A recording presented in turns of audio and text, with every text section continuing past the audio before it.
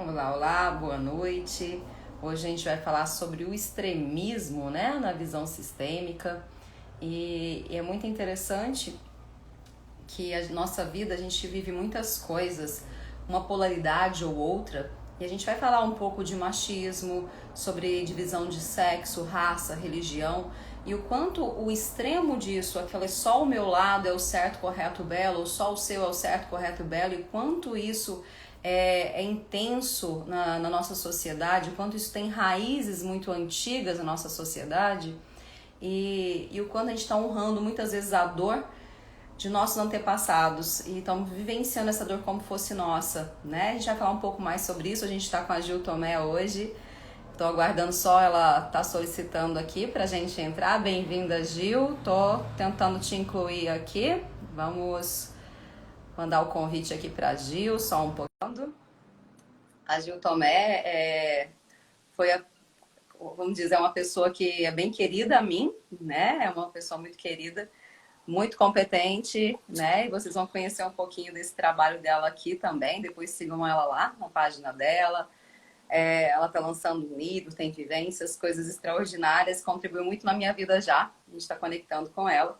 Então hoje a gente vai trazer esse movimento. Por que esse extremismo é tão prejudicial a nós? O quanto isso traz à tona toda uma fúria, uma raiva, né? Que muitas vezes entra em conexão conosco e pode ir para a violência, como aconteceu agora em casos, né? Casos de racismo que levam a óbito, casos de divisão de times, divisão de religiões, e o quanto isso tá nessa violência, traz todas essas sombras, né, à tona, e o quanto isso afeta. A gente está falando nesse macro, a Gil está com um problema de conexão, a gente vai estar aguardando ela conseguir essa conexão, vou enviar de novo.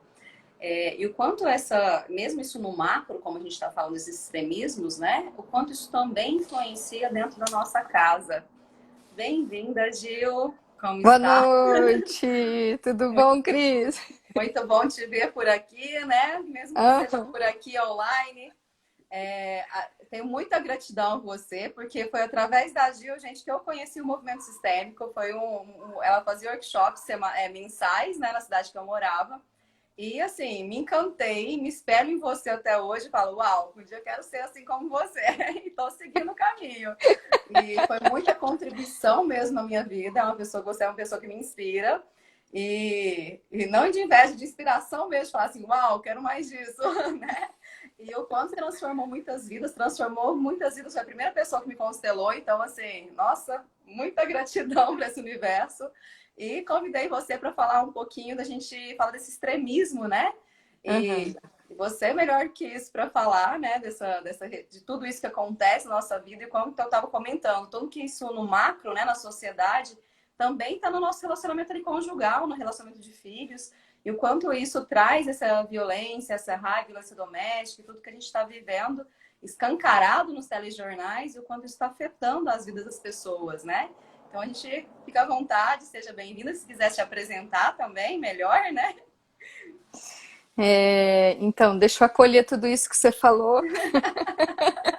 Obrigada, Cris. E assim, para mim é uma alegria quando eu vejo você e tantas outras pessoas que passaram pelas palestras que eu fazia lá em Tangará da Serra, né? Sim. E vejo vocês assim voando, sabe? Vocês, né, espalhando as sementes que eu joguei no quintal de Tangará e acabou, né, nascendo tanta coisa linda ali, né? Agora eu tô aqui em Minas. Ah, então, que legal, assim. É a culpada entrou na live também, a Renata, que insistiu me falando assim: vamos ver uma palestra de constelação. Eu falei: não, isso é muito esotérico. A minha santa inocência, né? Ela não tem nada a ver com essa coisa de misticismo, é um posicionamento familiar. Eu falei: então vamos ver o que é isso. E olha, a minha sementeira preferida, ela escreveu aqui. Eu tenho também, assim, a Renata como a minha maior marqueteira lá de Tangará, né? Ela, a Marcela, minha comadre, a Neia, enfim, né? Tem tanta gente, a Samira, a Marcinha Tavares, tanta gente lá de Tangará que toda vez que eu ia fazer uma palestra lá em Tangará, fazer um workshop de constelação, elas estavam lá, firme, né? E divulgando essa semente. E Bom, Cris, então, deixa eu só me apresentar rapidinho, né, para a gente poder entrar no tema. Já que a gente falou de sementeira, então eu sou engenheira agrônoma, né, por isso que eu falo tanto em semente, em sair semeando, né, e acabei chegando nas constelações bastante tempo atrás, não vou me lembrar agora o ano, mas foi bastante tempo atrás, meus filhos ainda eram pequenininhos, e cheguei por conta da agronomia e aí acabei fazendo as formações. A minha primeira formação foi de pedagogia sistêmica, por isso que eu falo que eu sou educadora sistêmica antes de ser consteladora, né? E, e aí, enfim, né? Tô trabalhando com isso já tem um tempinho já. E obrigada pelo teu convite, né? Então, além assim da alegria de ver você espalhando tudo isso, né? Porque conhecimento não é para guardar, porque senão mofa, né? A gente tem que passar adiante. Então, além da alegria de ver você espalhando isso, eu também estou feliz de estar aqui, né? Para a gente poder conversar sobre esse tema aí. Muito, como diz, fique em casa, a gente papiar aqui, a gente poder contribuir. Eu falo que a gente joga uma contribuição, né? E quem puder assimilar, nem que seja uma palavra, uma vírgula que muda, dá uma pausa na vida e fala, uau, né? Eu posso, eu Uhum, consigo. E a vida é mais leve do que eu estou vivendo, né? Quando eu estou no fluxo da vida, a vida é fácil, é leve. A resistência nossa que traz tudo isso, né? Eu acho que hoje a gente vai falar justamente disso, a resistência a seguir a vida, a resistência a olhar a vida de uma forma mais leve, né? Que vai trazendo todos esses extremistas, né? Que se eu estou inconformado, incontente dentro de mim, eu vou jogar isso fora, né? Eu vou isso para os meus relacionamentos, vou dar o que eu tenho, né?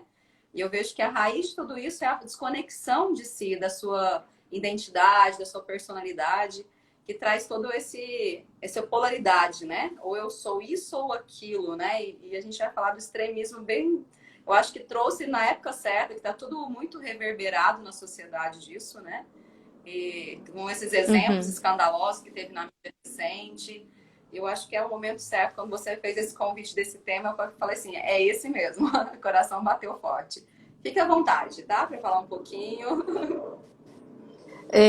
Cris, eu até comentei contigo um pouco antes da live começar, né? Que eu acabei ficando curiosa com a etimologia da palavra extremismo, né?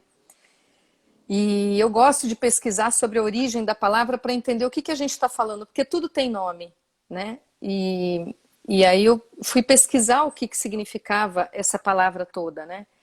E aí eu descobri que extremo é justamente aquilo que a gente põe para fora, que está num lugar mais distante ou com intensidade máxima, né? E o próprio prefixo ex significa alguma coisa que a gente está colocando para fora. Senão a gente não falava ex-marido, ex-trabalho, né? Ex, né? E então, quando eu olhei para o significado dessa palavra, eu fui entendendo muita coisa. E entendendo por que então, coisas que a gente considera extremas têm o sufixo ismo, por exemplo, né? Na área da medicina, pelo que eu estava lendo hoje, a gente fala de patologia quando a gente usa o sufixo ismo. Alcoolismo, tabagismo, né? Então é como se fosse um estado de intoxicação. E quando a gente coloca tudo isso, né, machismo, feminismo, dogmatismo religioso, quando a gente coloca tudo isso dentro dessa caixa, então a gente começa a entender o que é o significado disso, né? Eu tomo cuidado para falar de feminismo porque é um tema bastante delicado, né? As mulheres, quando a gente fala de feminismo, para algumas feministas, elas têm uma certa resistência quando a gente traz o significado do feminismo como a polaridade do machismo, né? E então eu tomo bastante cuidado para entrar nesse campo quando eu vou falar de feminismo, justamente porque se a gente está falando de algo que é extremismo, de uma coisa que é ismo, então a gente está falando de um conjunto de crenças, de um conjunto de posturas em que a pessoa que acredita que só aquilo é o correto, que só aquilo, só tem esse jeito de pensar, só tem esse jeito de sentir, só tem esse jeito de fazer alguma coisa, né?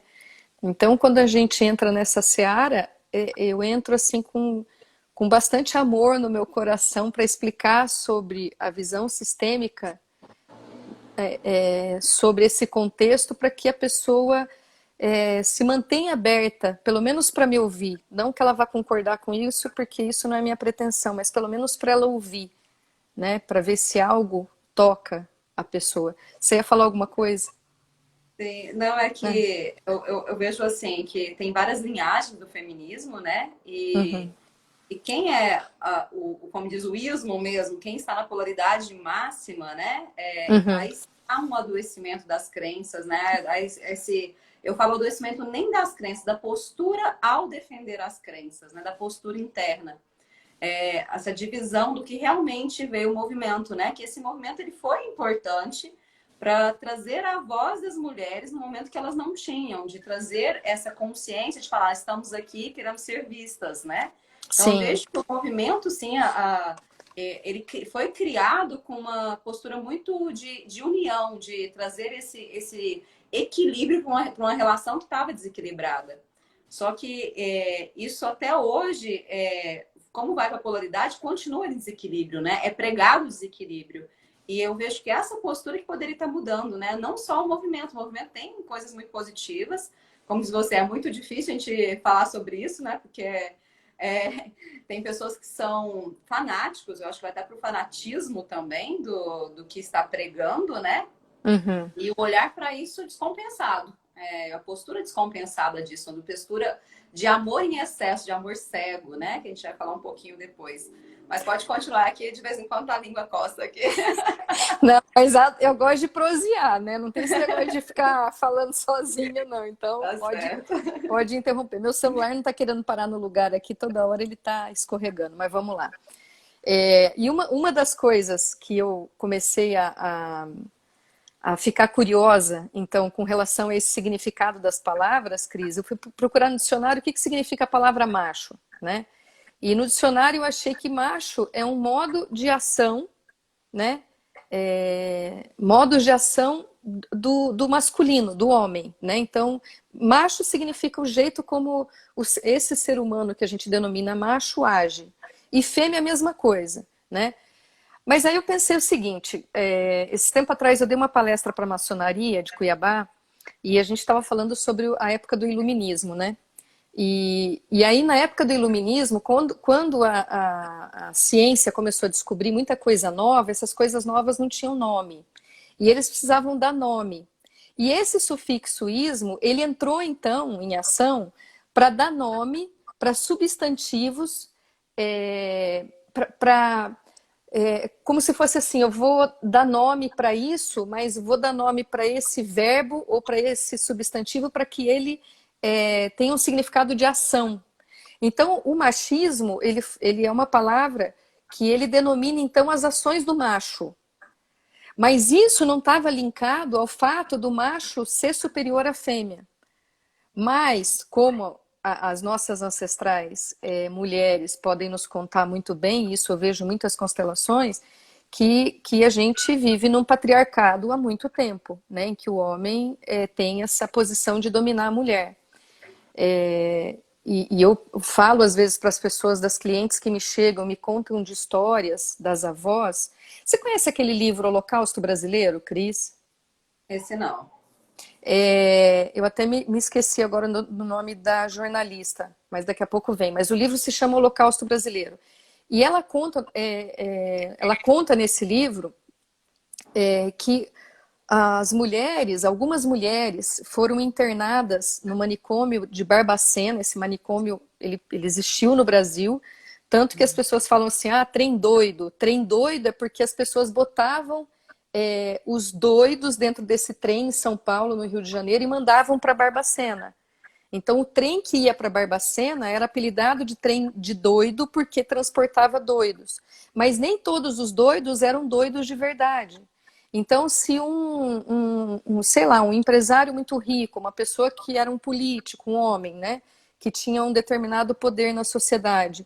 E ele queria assumir a amante, mas ele sabia que por conta do cargo de poder que ele tinha, a sociedade ia cair de pau em cima dele porque ele era casado. Então, o que ele fazia? Ele fazia a sociedade acreditar que a mulher era louca, mandava para Barbacena, para a mulher ser internada, para ele poder ter uma vida gozosa com essa amante, né? Para ele poder ser aceito socialmente. Então,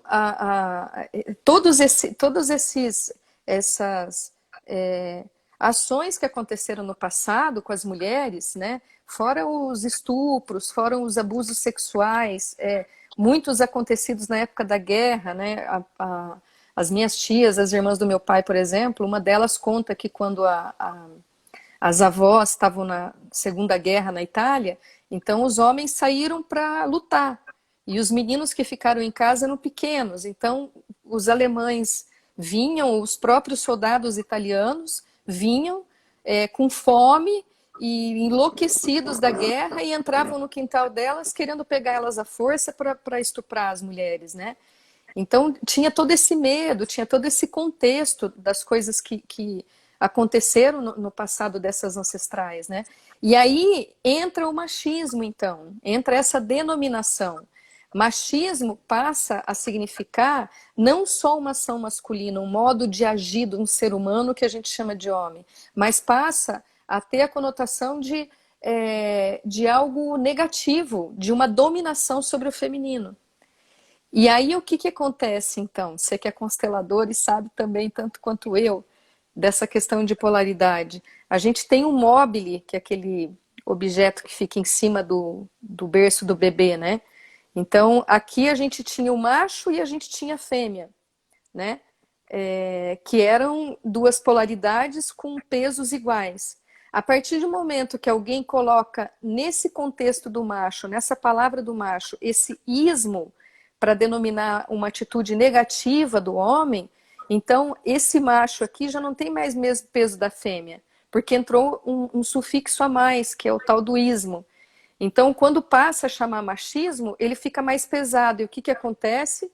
Esse sistema ele fica desequilibrado.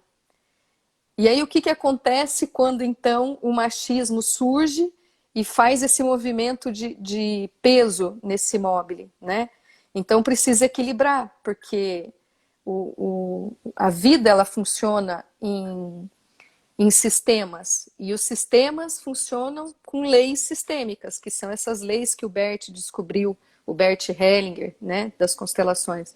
Então, a partir do momento que esse sistema tem esse desequilíbrio, o que o movimento das mulheres precisa fazer? Precisa colocar esse sufixo do ismo também no feminino, para que esses dois fiquem iguais.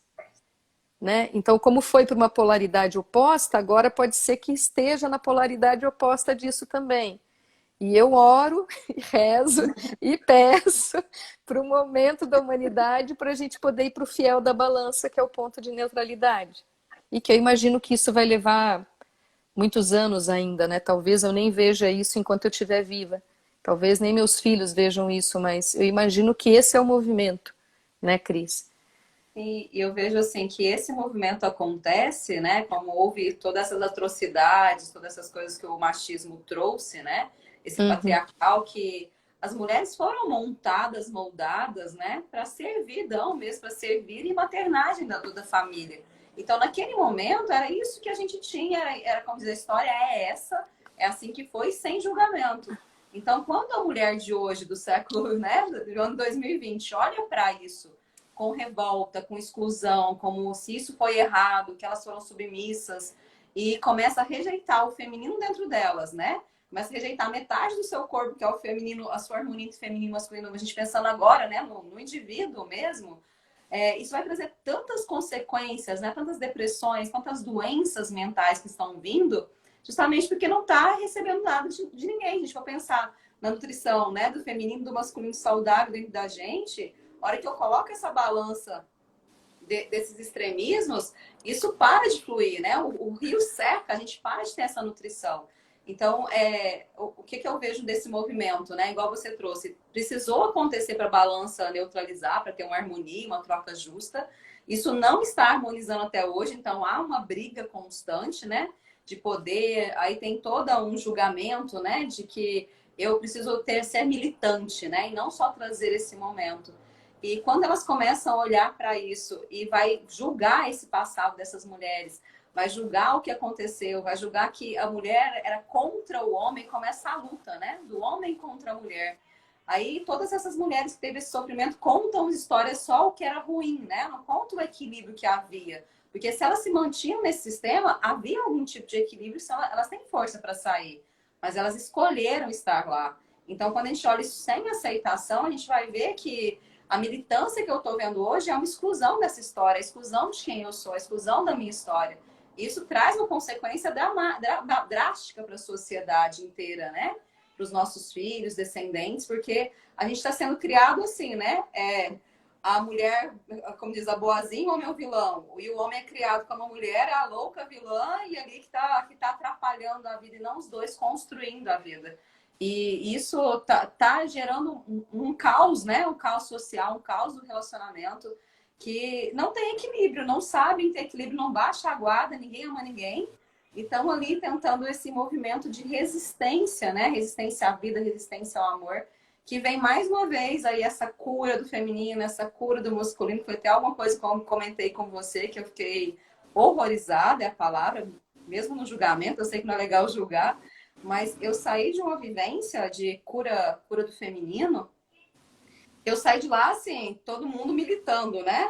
As mulheres são o máximo, nós somos a cadeia, estamos no topo de tudo, e o homem é um nada, a gente pode viver sem eles, a gente não precisa deles para nada. Então, há esse extremismo dessas vivências, não estou dizendo todas, me perdoe também, não quero... tem vivências maravilhosas, eu sei que é o ser humano e é falho, então, essa que eu participei, as mulheres que saíram de lá e depois a gente comentou sobre isso, saiu com aquela bandeira, né? Nós somos poderosas, nós somos as melhores, e o homem está lá embaixo e nós não precisamos deles. Então a gente está tornando, né, o feminino fraco dentro da gente, colocando um pênis no meio das pernas e querendo ter uma autonomia de fazer coisas que era destinada a esse homem entrar nessa vida, trazer esse equilíbrio, essa harmonia, o ser macho, como você trouxe até a palavra, né? E não está tendo isso. Né? Eu vejo esse bloqueio, um dos principais dos relacionamentos não fluírem, né? De a gente não permitir essa harmonia acontecer. Aí vem mais ainda, né? Quanto mais eu tô nessa polaridade, mais eu vou buscando pessoas com essa energia, com essa vibração para ter mais disso, né? E vai piorando tudo, né? Eu vejo que vai se desequilibrando tudo, em vez de harmonizar. Tem algo que ocorreu hoje à tarde comigo aqui em São Paulo, Cris, que eu acho que ilustra bem isso. Então, vou comentar sobre isso para a gente falar dessa militância do feminismo, né? Eu fui mandar fazer um óculos e ficou pronto o óculos hoje à tarde e eu fui até o shopping para pegar meu óculos, né?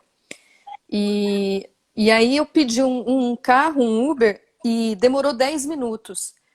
E eu estava próximo da porta do shopping, mas como estava meio chuviscando, eu não queria ficar ali na calçada, então eu fiquei dentro do shopping, mais próximo da saída, esperando o meu carro chegar, né? E, Cris, nesses 10 minutos que eu fiquei esperando o Uber, tinha um grupo de 13, 15 crianças com idade aí entre 5 e 13 anos, né, mais ou menos, que estavam tentando entrar no shopping e os seguranças não estavam permitindo que eles entrassem. E eles driblaram os seguranças, e os seguranças atrapalhados, sem saber que postura que eles poderiam ter, porque tinha gente filmando o que estava acontecendo. E esses seguranças não conseguiram, tinham 2 seguranças, eles não conseguiram conter essas crianças, eles passaram por baixo das pernas dos seguranças, né? E eu estava com o celular na mão, olhando para o que estava acontecendo, e eu não tinha entendido muito bem o que era. E depois que eu me dei conta de que essas crianças eram crianças que estavam descalças, com roupas que não eram o padrão do shopping, que estavam sujas, né? Provavelmente crianças de rua. E aí eu fiquei olhando para essa cena, e eu falo dessa cena agora e eu me comovo, Porque eu me coloquei no lugar das crianças e eu pensei assim, se eu fosse essa criança agora, provavelmente eu teria feito a mesma coisa. Por quê? Porque eu fui uma criança bastante questionadora do status quo. E eu indagava muito a minha mãe, indagava muito meu pai, indagava muito professores, indagava a sociedade em geral desde pequena. E eu imaginei o seguinte, se eu fosse essa criança de rua que estava tentando entrar no shopping, eu ia peitar o segurança provavelmente. Por quê? Porque eu ia questionar por que eu não posso entrar aí, o que tem aí dentro? Por que eu não posso estar aí dentro como todo mundo está? Eu sou todo mundo também. Eu ia querer ocupar o meu lugar como ser humano. Então eu entendo a criança e eu também entendo o ser humano segurança que estava ali na porta do shopping, porque o segurança estava numa posição nervosíssima. Ele olhou para minha cara e falou: "Senhora, vê o que eu sou obrigada a fazer? Eu não posso pegar e educar como se eu fosse pai e mãe e ensinar para eles que eles têm que estar andando de chinelo, que eles têm que estar andando calçado, porque eles nem têm condição para isso.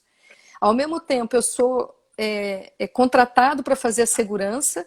Aí tem gente que está olhando feio para mim porque eu não consegui conter o grupo de crianças. Tem gente que está olhando feio para mim porque eu tentei segurar as crianças e isso é desumano. E eu tenho certeza que se eu fizesse qualquer movimento mais violento aqui, eu ia ser mandada embora, e eu posso ser mandada embora porque eu não contive as crianças. A senhora tem ideia de que a corda arrebenta para o lado mais fraco? E eu também me coloquei no lugar desse homem e pensei, meu Deus, que saia justa desse ser humano. E também me coloquei no lugar daquelas pessoas que estavam lá dentro, olhando para aquelas crianças. Elas foram direto para a loja do iPhone e, claro, pegaram todos os celulares que tinha na bancada e começaram a tirar foto e brincar com os celulares, né? E aí essas pessoas que estavam ali na loja, elas olhavam para esse grupo de crianças, Cris, como se elas fossem ET, sei lá eu, o que passava na imaginação. Mas o foco do shopping passou a ser esse grupo de crianças, né? E os vendedores olhavam para elas como se elas fossem pessoas não gratas mesmo. O que vocês estão fazendo aqui? Vocês não podem ser vistas aqui nesse ambiente em que só tem gente limpa, cheirosa, arrumada, com grana. Então, ali tinha um quadro na minha frente de exclusão total de tudo que estava acontecendo ali, né? E aí eu lembrei dessa militância, né? Terça-feira teve arrastão na Cracolândia. Enfim, eu tô olhando para esses movimentos que estão acontecendo e estou pensando exatamente nessa militância. As pessoas estão muito militantes porque elas estão evitando olhar para aquilo que você falou, que é para a dor original.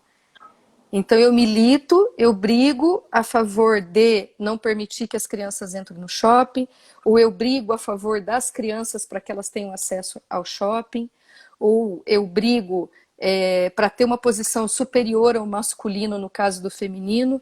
Para quê? Para evitar entrar em contato com isso que está sendo mostrado. Para evitar entrar em contato com a dor das minhas ancestrais que foram subjugadas. Algumas não foram vítimas reais? Ok.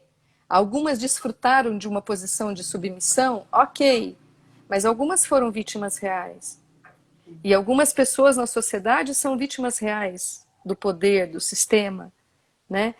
Então, eu olhando para tudo isso, né, e entrei dentro do Uber e vim pensando dentro do Uber, né, e conversando com o próprio motorista sobre o que tinha acontecido, porque ele viu o tumulto, né? E ele falou: "O que aconteceu ali, dona?" Eu relatei para ele, né? E eu perguntei para ele, falei: "Me ajuda a pensar", né? Perguntei para o motorista do Uber. E me ajuda a pensar o que a gente pode fazer com uma situação dessa. E aí ele falou: mas a gente é muito pequeno. A gente não dá conta de mudar. Eu falei, mas eu acho que cada um pode olhar para isso e entender a dor que está por trás disso. E aí o movimento que eu fiz, Cris, foi de olhar para essas crianças e dar para elas um lugar como ser humano dentro da sociedade. E aí, só para completar, e aí entendendo essa questão do feminismo, o meu chamado, imagino que seja o seu também como consteladora, é para trazer esse olhar das mulheres para deixar de olhar para tentar se vingar, né? Para deixar a vingança e entrar em contato com aquilo que está por trás, que é a dor, né? Que está por trás disso. Entrando em contato com isso, é possível a gente entender muita coisa que aconteceu no passado e é possível a gente ressignificar para viver o presente de uma forma diferente, de uma forma mais pacífica com o masculino. Eu vejo que é bem isso, né?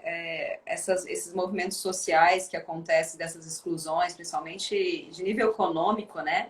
Elas Uhum, trazem muita dor na gente quando a gente olha para isso. Então, há uma negação ao olhar, é uma negação de incluir, né? Tem um uhum, documentário que uma criança faz, eu não lembro o nome, que ela se veste muito bonita e fica perambulando pela praça de alimentação. Todos vêm, ajuda, acolhe ela, vai para segurança para chamar a mãe e tudo mais. E quando ela entra maltrapilha, todos escondem as bolsas e viram as costas para ela. E ela para a gravação chorando, falando assim: eu sou humana, eu não quero mais fazer isso, né? Eu lembro desse documentário, já tem uns anos que eu vi, mas assim, até hoje me choca, né? Porque a gente tá tão preocupado em extremismos que a gente esqueceu que é uma raça única, né? Que nós somos todos humanos, né? Não, exato. eu vejo um documentário que foi visto depois, após também aquela morte de uma pessoa negra no Carrefour, que houve todo o Uhum, reboliço social no Brasil todo, e o cara negro falando, né? Eu não quero ser julgado porque só porque aquela pessoa era negra. Tudo que aconteceu, se acontecesse no branco, ia ter menos repercussão. E a gente é só humano, então vamos olhar tudo como essa nação, né? Essa coisa humana. E a gente perdeu muito isso por estar defendendo essas militâncias, né? Por eu estar numa coloridade ou noutra, eu respeito e vejo a dor de todo mundo que viveu isso. Não estou sendo hipócrita que não existe dor, existe. Mas o que eu uhum, faço com essa dor? Eu acho que a gente é fruto dessa dor e cabe a nós carregar os sonhos dos nossos antepassados, que o sonho deles era o quê? De começar essa militância? De equiparar, né? De equilibrar e não de mais violência. Porque quando eu vou para o meu extremo, eu vou despertar em mim as minhas sombras mais negras e mais escondidas. E a nossa sombra original de quando eu quero rejeitar alguma coisa, o meu corpo me protege, eu vou para proteção. E a proteção é o quê? Me querer ficar grande e raivosa. Então eu ataco o outro. E esse ataque vai reverberar essa dor que eu estou carregando desses antepassados, que não fui eu que vivi muitas vezes. Lógico, existe violência feminina e masculina, existe tudo isso que está vivendo no dia de hoje, né? Mas se eu me somar e colocar, como diz, exponencial, né? Tudo isso que já viveu no passado e somar com a minha dor de hoje, eu vou para uma raiva de fúria de matar o outro. Então, isso vai tomar amplitudes tão grandes que não é o sonho dos nossos antepassados. O sonho dos nossos antepassados é o quê? A harmonia. Eles que construíram esse movimento para dar voz, eles queriam voz para ter direitos, deveres, que hoje nós estamos melhores no sistema de leis. Estamos bem melhores. Agora a gente tem que ter o movimento dessas leis estarem aplicadas, né? Estarem ali funcionantes mesmo dia a dia. Mas aí começa todo um movimento de novo, né? De raiva, de violência. Por exemplo, tem um grupo que sai para militar, aí começa a saquear e começa a desvirtuar, porque é tão forte isso que vai reverberando no corpo dessa violência, dessas sombras, que vai para uma polaridade, vai para um caminho que não é o caminho do objetivo que construiu esse movimento, não é a postura que ninguém espera desses movimentos. E a gente vê esse desequilíbrio tanto na sociedade como dentro de casa mesmo, né? Ali do pai patriarcal que manda, desmanda, faz o que quer, né? E acaba se tornando um general ali, né? Sem causa, né? E as crianças rebeldes sem causa e começa os desalinhamentos, né? Os emaranhamentos desse campo com toda essa dor que não é olhada. Então, igual o motorista do Uber disse, nós somos pequenos, não somos. Como você disse, só de olhar e acolher aquilo como, uau, é só um ser humano que está aqui e tá lutando pelos seus próprios sonhos e desejos, que às vezes é ver um Papai Noel no shopping, uma decoração de Natal, é estar ali incluído. E tudo bem, que é a sua frase que eu amo e levei para a vida, tá tudo certo, né? É isso que uhum. eles conseguiram ser, é isso que a gente está conseguindo ser. E como equiparar isso, como equilibrar isso na nossa vida, como olhar isso sem julgamento, né? Eu acho que o julgamento que pesa em tudo isso. A gente não sabe o que fazer e acha assim, eu tenho que saber o que é certo e errado. E não existe certo e errado. Para essas crianças, elas estão no certo. para outra população que está sendo incomodada, elas estão erradas. E quem está certo, quem está errado? Ninguém. Né? Cada um está lutando e querendo ser o seu melhor, querendo ter felicidade, paz ali. Eles estão buscando isso. A gente olhar isso com a neutralidade traz muito mais paz, né, para o nosso espírito, nossa alma, esse acolhimento. Eu vejo que se a gente conseguisse ficar nessa polaridade, né, de neutra e olhar tudo como o que é isso, o que, é que eu faço com isso, como que eu posso contribuir com isso. E se não posso contribuir, apenas acolho, né, se eu sou pequena, né, perante tudo isso. Como eu sou dessa história dos meus antepassados de guerra, de essa parte indígena, de matanças, de tudo essa dor e trauma que eles viveram. E eles deram conta, a gente está aqui vivo hoje porque eles deram conta, deu tudo certo, né? E quando eu digo sim para tudo isso, eu ganho força e não fico fraca como as pessoas estão ficando. Eu vejo muito esse enfraquecimento de resistência, né? E você falou uma coisa que a gente fala muito na constelação, né?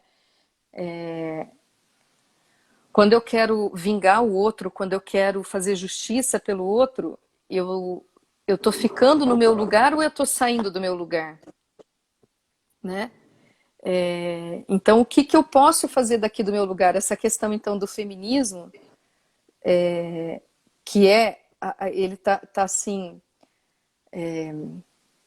tá aí para ser olhado, essa questão das mulheres, né, das nossas ancestrais. Então, o feminismo tá aí para equilibrar esse machismo que era tão atuante antigamente. Então, ok, o feminismo tá aí. A minha mãe sofreu violência doméstica, a minha avó sofreu violência doméstica na minha família, ok. O que que eu posso fazer com isso? Né? Então eu vou me vingar por elas. Então agora eu vou virar uma feminista e vou ser superior ao masculino e vou humilhar e vou pisar sobre ele, ou vou dizer que eu não preciso do masculino para vingar minha mãe, para vingar minha avó, que não puderam fazer isso no passado porque tinham uma dependência financeira, porque, enfim, né, porque não quiseram, né, pelo motivo que for. Se eu faço esse movimento, aí eu vou para o extremismo, então, né, eu vou para a polaridade, eu vou querer me vingar e eu fico emaranhada com esse problema. E eu vou carregar esse emaranhamento para as gerações seguintes. Eu não estou resolvendo a questão, nem para mim, nem para os meus ancestrais, muito menos para meus filhos. E isso vai seguir adiante. Então, qual que seria a postura? Ontem eu até fiz uma live ali para a Comissão de Direito Sistêmico da OAB Mato Grosso e a gente falou de postura, né? Postura sistêmica. Então, qual que seria a postura? A postura o querer olhar para isso, né? Já que isso está se mostrando, então é o primeiro passo. Então eu olho para isso.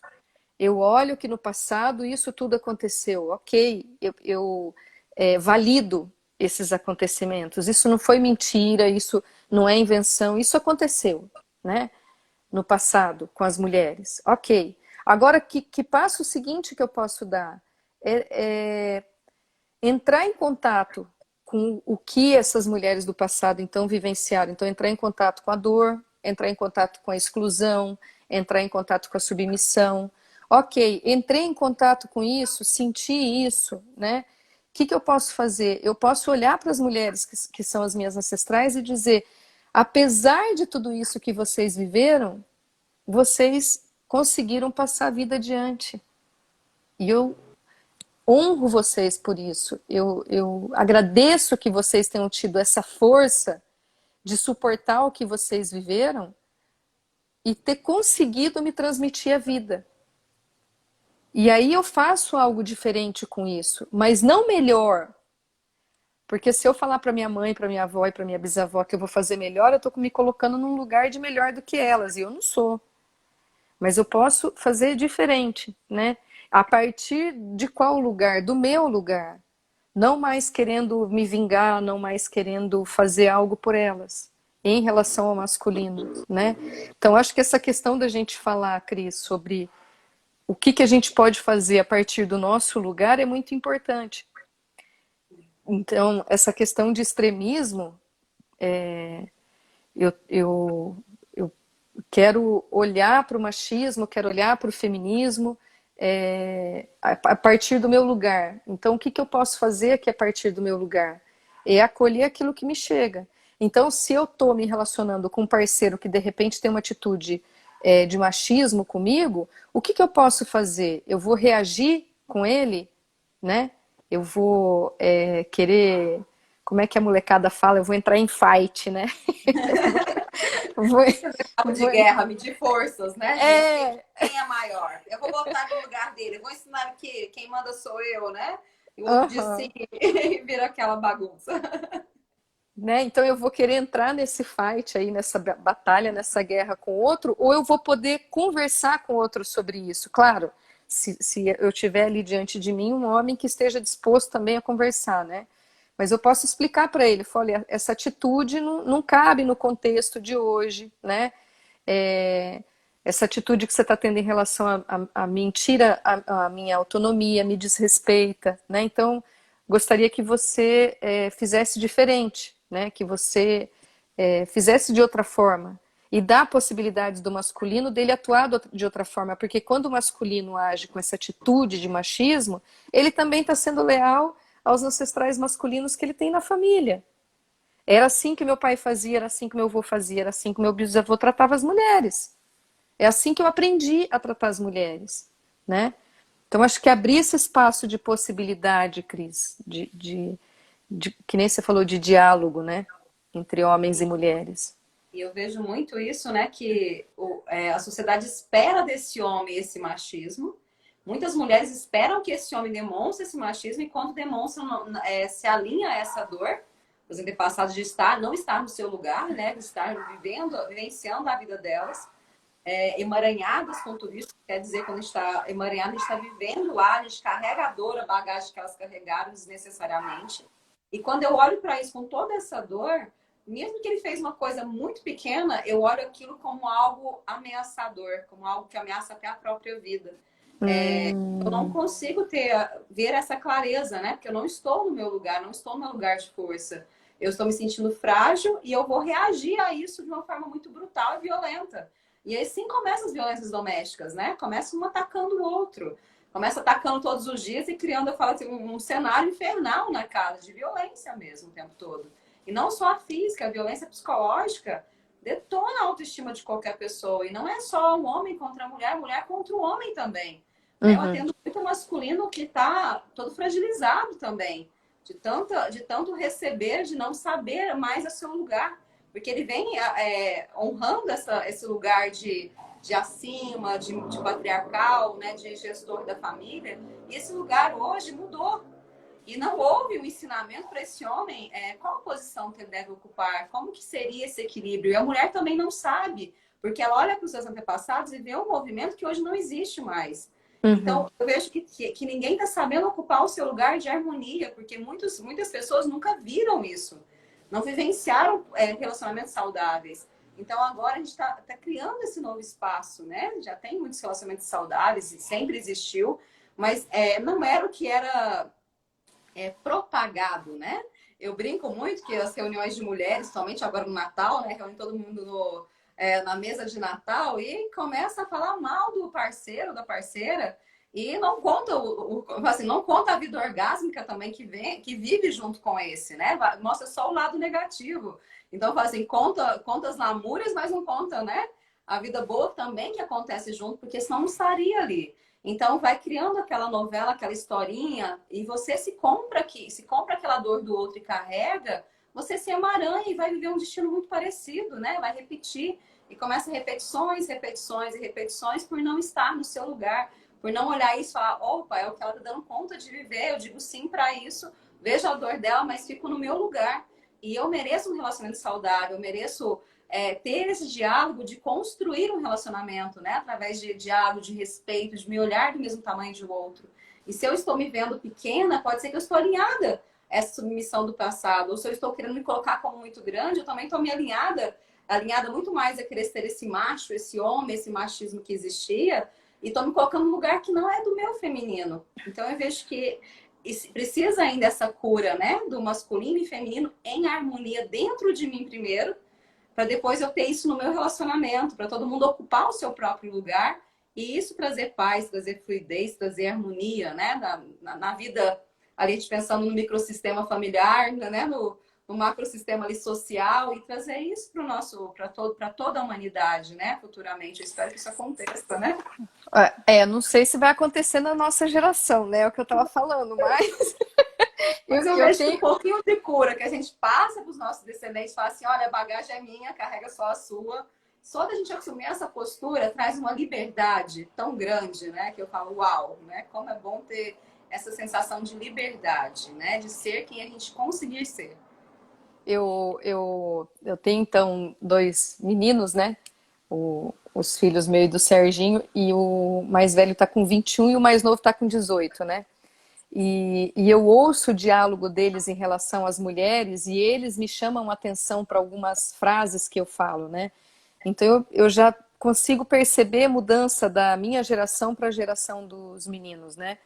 E você falou uma coisa que me fez lembrar de situações, por exemplo, se eu vou visitar minhas amigas que são casadas, né? Então, às vezes a gente está almoçando e ali na mesa o marido comenta uma coisa e a esposa diz: Ah, mas isso que você está falando é machista, isso que você está falando é machismo. Só que acontece que assim que todo mundo termina de almoçar, as mulheres então levantam da mesa e recolhem a louça e vão para a pia lavar a louça, enquanto os homens ficam ali sentados e conversando. E as mulheres fazem esse movimento, né? Então eu cuido disso aqui, né? E não tem essa divisão de trabalho doméstico. E elas reclamam que eles não contribuem. Mas a mulher não deixa claro, muitas vezes, para o parceiro o que ela deseja que ele faça dentro de casa, né? Então eu percebo essa construção do machismo pela própria mulher em casa, de algo que ela própria reclama com o parceiro, mas ela não tem uma postura diferente também. Então ela também está emaranhada com essas questões das avós, da mãe, das ancestrais, né? Eu lido com meu marido da mesma forma que a minha mãe ou minha avó lidava, né? Eu compro roupa, eu cozinho, eu cuido da casa, eu cuido dos filhos, né? E o homem faz a parte de colocar o dinheiro dentro de casa. Ok, se isso é um acordo do casal, né? Agora, se a mulher sente necessidade de que a casa seja dos dois e que os dois contribuam ó, tem alguém falando, sou raridade, eu faço. Então, se os dois estão ali, porque relacionamento é contrato, né, Cris? As pessoas não querem falar sobre isso, mas se relacionar, mesmo com um amigo, mesmo se relacionar em casa com a família, é contrato. Então, que tipo de contrato que eu tenho com o meu parceiro para poder evitar esse tipo de conflito e esse tipo de fala machista, né? Ou fala feminista, né?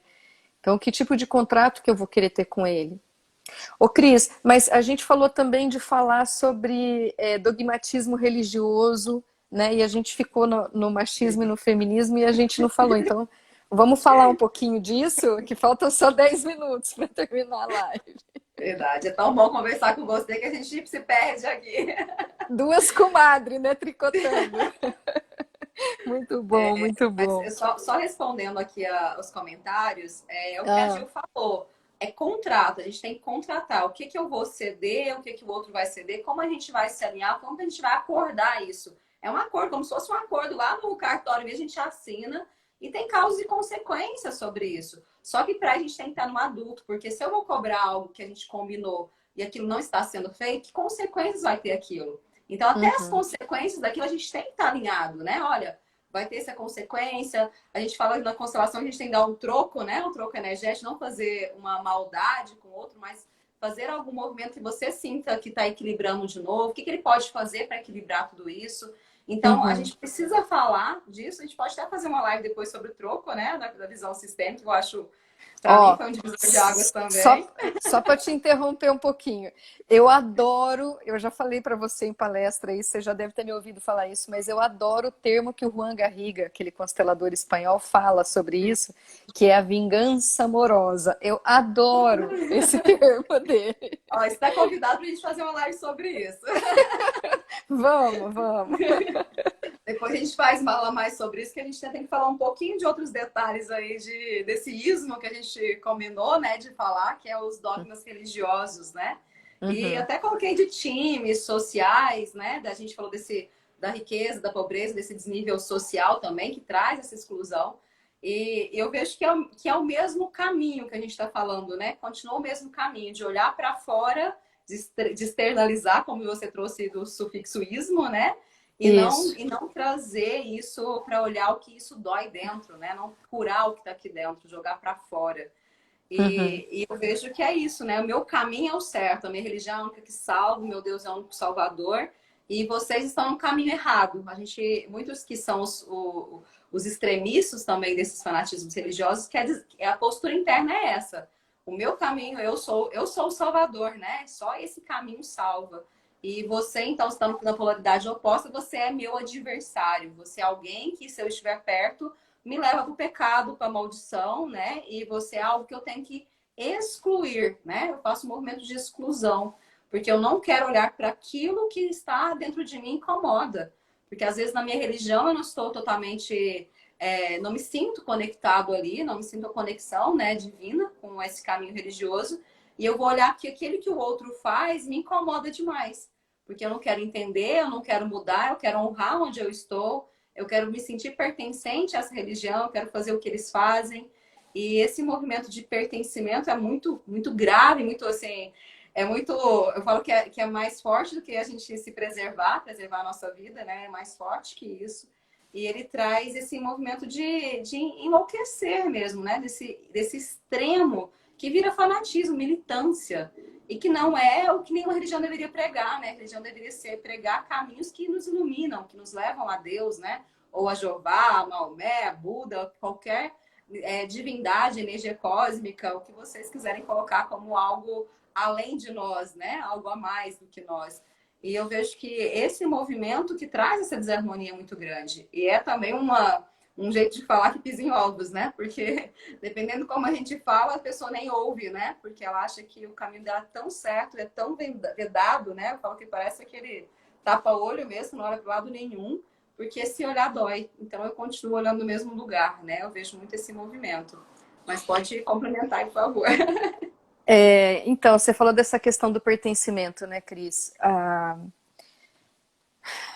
Eu tenho uma cliente que ela estava com uma questão dela tá nesse triângulo que a gente chama de triângulo dramático, né, que é de perseguidor, vítima e salvador. E ela estava vivendo uma relação, tanto familiar quanto uma relação conjugal, em que ela estava nesse papel de salvadora. Só que lógico que esse não é um papel fixo, né? O papel roda. Então eu te salvo, você acha ruim que eu te salvei, aí eu vou virar tua perseguidora porque eu vou brigar com você porque você achou ruim comigo que eu te salvei. Enfim, e isso fica girando dentro do relacionamento.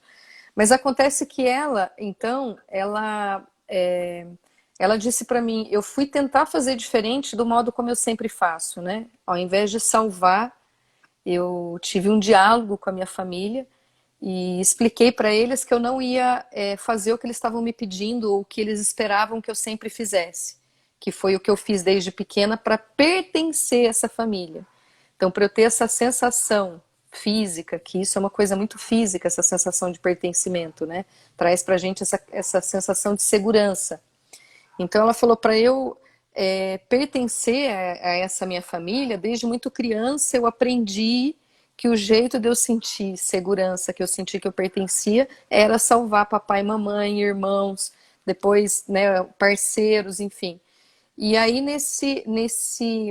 nessa atitude dela de querer mudar de postura, ela fez diferente, só que no dia seguinte ela amanheceu com uma crise de labirintite. Então, ela falou assim, Gil, foi tão forte isso que aconteceu, porque eu conscientemente fiz um movimento de não salvar. Eu fiz um movimento diferente do padrão que eu tinha, familiar. Mas o meu corpo ficou apavorado. Então eu preciso de algum recurso para entender que eu pertenço mesmo quando eu tenho uma postura diferente, né? Então olha como isso é forte dentro da gente, como isso é uma questão de segurança, de sobrevivência. Então se eu tenho, se eu faço parte de uma família, e aí a gente fala de novo dessa questão de extremismo, né? Se eu tenho uma família que tem essa questão de ser muito católica, do catolicismo, do espiritismo, ou outro, né, ou outra religião qualquer, então se eu tenho isso muito forte para pertencer a essa família, eu preciso praticar, eu preciso seguir esses dogmas religiosos, e eu vou tentar fazer algo diferente, então isso vai provocar em mim uma sensação de insegurança, porque eu sinto que eu estou deixando de pertencer a esse sistema familiar, né? Então aí dá para a gente entender porque muitos crimes acontecem em nome da religião, né? De tragédias mesmo, né? Acontecem em nome da religião, né? E eu acho interessante porque o Brasil já foi mais eu não diria tolerante, mas o Brasil já foi mais, olhou mais para essa questão de diferença de religião, para essas diferenças que existem, já que a gente está falando de extremismo, o Brasil já olhou para isso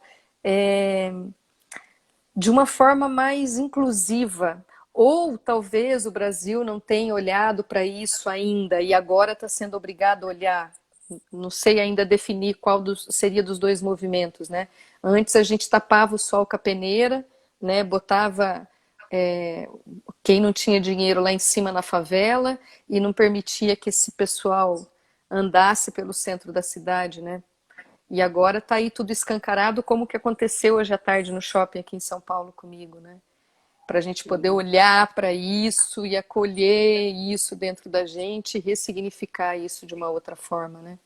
Nossa, Cris, só tem um minuto, eu olhei aqui, agora eu assustei. A gente vai ter que encerrar, infelizmente. Muita gratidão por tudo que você trouxe de conhecimento aí, por toda essa... Eu vejo o quanto amor você tem na sua fala de trazer isso, e é algo que eu acolho e agradeço, né? E eu vejo que esse tema é um tema que a gente dá para falar horas e horas, porque tem muitos caminhos, né? Mas a gente trouxe os mais importantes, né? Para a gente olhar para dentro de tudo isso, né? A gente se acolher, olhar o porquê que a gente está nesse extremismo, porque se é realmente nosso, se é dos nossos antepassados, e acolher, não excluir nada, né? Eu acolho a história assim como ela é, eu dou um lugar disso no meu coração e eu faço diferente, né? Eu faço a minha vida valer a pena, né? Eu faço minha vida ser mais leve do que foi lá do passado. E isso com muita amorosidade, né? E eu acho que essa é a nossa mensagem final mesmo, de deixar. E muita gratidão, e seja convidada para voltar outras vezes, a gente fazer essa live, para a gente trazer isso para o pessoal, né? Que tem muito conhecimento, a consciência sistêmica, né? Esse caminho sistêmico é inesgotável. E eu vejo que traz essa esperança de dias melhores para todo mundo, né? De que a vida é fluida. E gratidão. Se quiser alguma coisa aí para finalizar também, fica à vontade. Então, Cris, bom, mais uma vez eu te agradeço pelo convite. E eu tô essa semana assim com o Bert no meu coração o tempo todo, sabe? Por conta das coisas que eu venho vivendo aqui em São Paulo essa semana, então eu olho para as coisas acontecendo e penso assim, Bert, que sacada, né? Como que você trouxe uma coisa tão rica, essa percepção, essa visão sistêmica do mundo, né? Para a gente poder olhar para isso que acontece de uma forma inclusiva, né? De uma forma amorosa para tudo que acontece, né? Que nem essa frase que eu sempre repito, né? Tá tudo certo do jeito como tá. Então, antigamente isso me tiraria o eixo, isso me desequilibraria, né? Eu desistiria de morar em São Paulo, vendo tudo que eu tenho visto essa semana, e hoje eu olho para tudo isso e falo, tá tudo certo, né? Tá tudo acontecendo exatamente do jeito como tem que acontecer. Então eu tô com esse sentimento de agradecer o Bert aqui em público, porque foi graças a ele e a todos os professores que passaram na minha vida também, que me ensinaram sobre isso, né? Então, queria só deixar esse agradecimento público aqui, tá bom? Gratidão por contribuir e espalhar esse conhecimento com a gente, adorei. Então tá, Uma Cris. ótima noite a todos que estiveram aí, que chegarão. né? Fiquem todos com Deus aí. Beijo. Beijo, tchau, Cris. Tchau, gratidão.